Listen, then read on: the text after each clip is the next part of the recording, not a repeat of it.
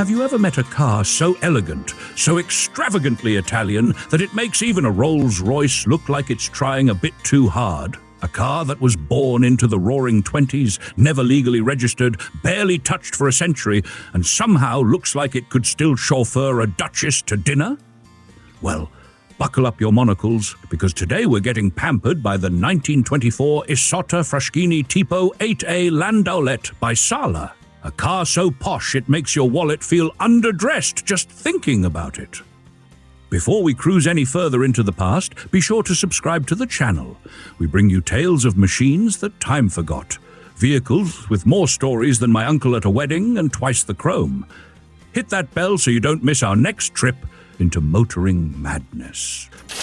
To understand why this towering slice of Milanese magnificence exists, you have to imagine Italy in 1924. Benito was yelling, jazz was roaring, and Isotta Fraschini, the pride of Milan, decided that simply building cars wasn't enough. No, they wanted to build statements. With their previous Tipo 8 already wooing the aristocracy, engineer Giustino Cattaneo decided it was time to go bigger, smoother, and significantly more expensive. The result? The Tipo 8A. Bigger engine, tougher chassis, and a clientele that included royalty, robber barons, and at least one tragic silent film star. Enter Chassis No. 65, the very first Tipo 8A ever built. Not just any car, but a factory demonstrator, clad in a majestic Landaulet body by Cesare Sala of Milan. Sala's coachworks, founded back in 1887, had a knack for making limousines look like royal carriages with engine blocks. Their connection with Isotta was so tight that Isotta Fraschini himself sat on Sala's board. This wasn't just collaboration, it was Italian aristocratic nepotism at its finest. What makes Chassis 65 so absurdly rare is that it never even hit the open road. It spent its early years being admired, gawked at, and eventually stored like fine wine by Isotta Fraschini. No license plate, no owner, no bad parking tickets. Just one of the most complete, untouched survivors of 1920s luxury motoring, wearing its original 1924 paint, leather, and fittings like a tailored suit that never saw rain. Let's now lift the bonnet, gingerly, with white gloves, and talk about what made the Tipo 8A the rolling sultan's tent of its era. Underneath that glistening hood sat a beast, a 7.37-litre, straight-eight engine, whispering power like an aristocrat murmuring Latin insults. With overhead camshaft and 2 valves per cylinder, it produced around 120 horsepower at 2400 revolutions per minute. Plenty enough to embarrass rivals like Packard or even Rolls-Royce. And for those who wanted more, the Spinto or SS versions could be tuned to a ferocious 150 to 160 horsepower. For 1924, that was less a car and more a locomotive with upholstery. This inline 8 was fed by twin Zenith carburetors. All of this was married to a 3-speed manual gearbox, transferring power to a live rear axle. Synchromesh? That's cute.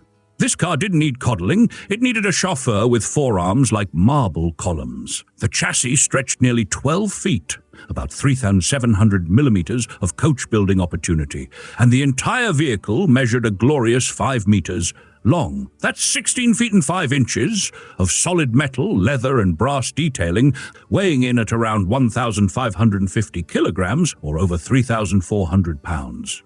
The layout was classic front engine, rear-wheel drive, but everything else was far from standard. 4-wheel drum brakes were cutting edge at the time, when most cars still believed stopping power was optional. The suspension was no nonsense, semi-elliptic leaf springs front and rear, bolted to solid axles. Nothing fancy, but robust enough to carry half a ton of walnut trim and 3 monocled gentlemen named Giovanni. The wheels were enormous steel discs with dual side-mounted spares nestled behind elegant scuttle covers. At full tilt, the car could reach nearly 93 miles per hour, around 150 kilometers per hour, which was frankly terrifying in an age when roads were still arguing with cobblestones.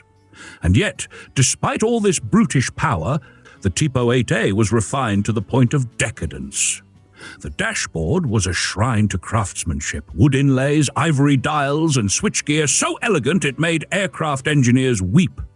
The seats? Hand-stitched leather that still smells like inherited wealth.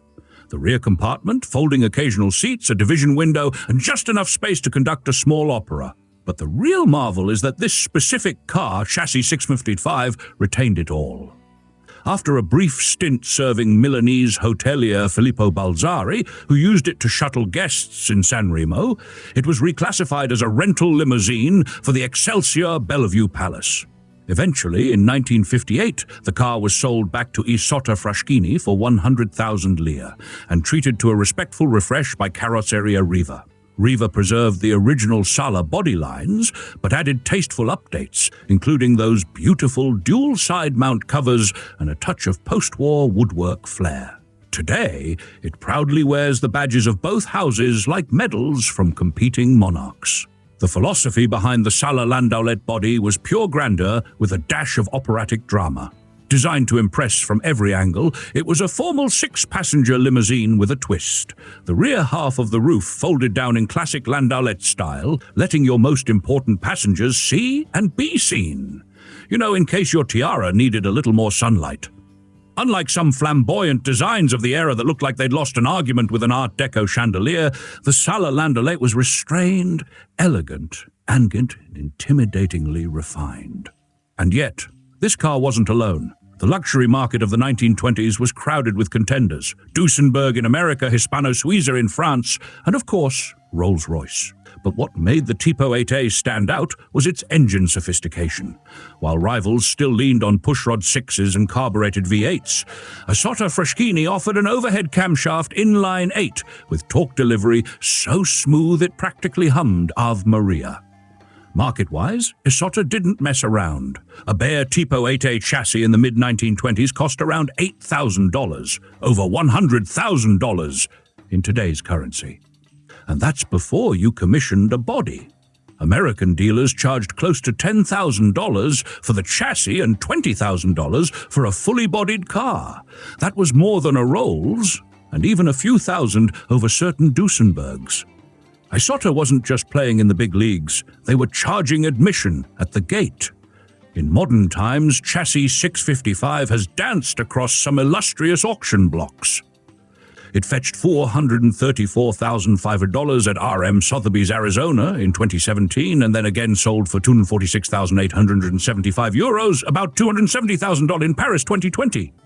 Other 8s, especially the Spinto versions and show cars, have gone higher still. One Castagna-bodied cabriolet hit €131,500, while a 1930 SS Roadster took the record at $185,000 in 2023. But 655 stands apart not because of price, but because it's a time capsule. Original paint, original leather, original class. And oh, the stories it carries. After serving the elite guests of the Excelsior Bellevue Palace, the car somehow dodged the ravages of World War II. It wasn't bombed, melted down, or butchered for parts. Instead, it slept peacefully off-site, untouched by war or weather. Then came its rescue, bought back by Isotta Fraschini themselves, lovingly restored by Riva, and eventually used to train chauffeurs.